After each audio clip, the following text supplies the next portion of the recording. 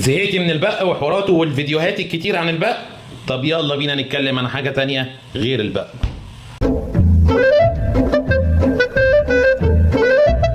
النمل الابيض يا ست الكل ده عامل زي نمل السكر اللي بياكل السكر في بيوتنا، ما هوش حاجه مختلفه يعني، الامر سهل وبسيط خالص، هم شويه فهلوه على خلطتين 3 4 من بتوعنا، شويه خل على ديتول على كلور على مفيد على بتنجان مخلل والامور هتمشي. الموضوع مش محتاج يعني متخصصين ولا ناس جامده ولا كلام كبير قوي، كبري دماغك بقى.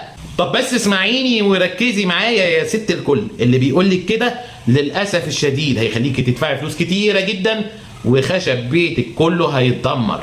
انت تبقي فاهمه يا ست الكل ان النمل الابيض مش زي النمل العادي، ده بيحب جدا الاخشاب والورق، يعني اي حاجه فيها سيلولوز دي مصدر مهم جدا للنمل الابيض. بالمعتاد النمل الابيض مش بيبقى مستعمره عاديه باعداد قليله، ده جيش جرار بيوصل لملايين من حشرات النمل الابيض. لازم تبقي فاهمه يا ست الكل ان النمل الابيض ده بيحب يشتغل بمزاج وبهداوه، فتلاقيه قاعد بياكل في الخشب بتاعك سنين لحد لما تتفاجئي بالكارثه ان الكنبه او السرير او حلق الباب للاسف بقى كله عباره عن نشاره خشب وفضي من جواه وما عادش عندك عفش خالص.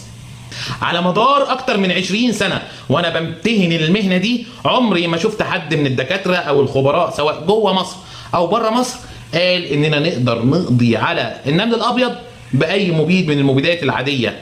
بالعكس، الموضوع محتاج برنامج متكامل ودقيق جدا للقضاء على كارثه النمل الابيض جوه بيتك.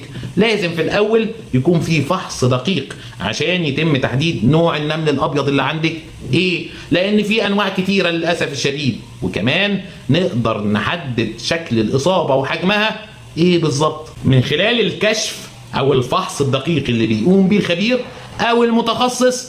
في الحاله دي بيتم تحديد برنامج المكافحه داخل شقتك لحمايتك من النمل الابيض، وكمان بنقدر من خلال المعاينه والفحص نحدد ازاي نقدر نحمي بيتك بشكل دقيق. البلد مليانه جلابيات، ولكن مش كل جلابيه هتيجي على مقاسك، واللي بيحدد ده المتخصص الترزي يعني. وفي مجال مكافحه الحشرات اللي بيحدد ده برضه المتخصص خبير مهندس اداره الافات. عشان كده انا مصطفى حماد جاي اقول لك النمل الابيض علمه امان وجهله هيكلفك فلوس كتيره جدا، ومش هتلاقي خشب في بيتك، وجوده دمار. يا ترى سمعت عن النمل الابيض قبل كده؟ ويا ترى ايه تجربتك مع النمل الابيض؟ يا ريت تشاركينا في الكومنتات، ويا ريت تعملي شير للفيديو وتعملي منشن لكل صحباتك من اهالي اسكندريه بالذات اللي بيعانوا من النمل الابيض، عشان الفيديو ده والفيديوهات الجايه زي ما اتعودنا هتكشف خرافات النمل الابيض.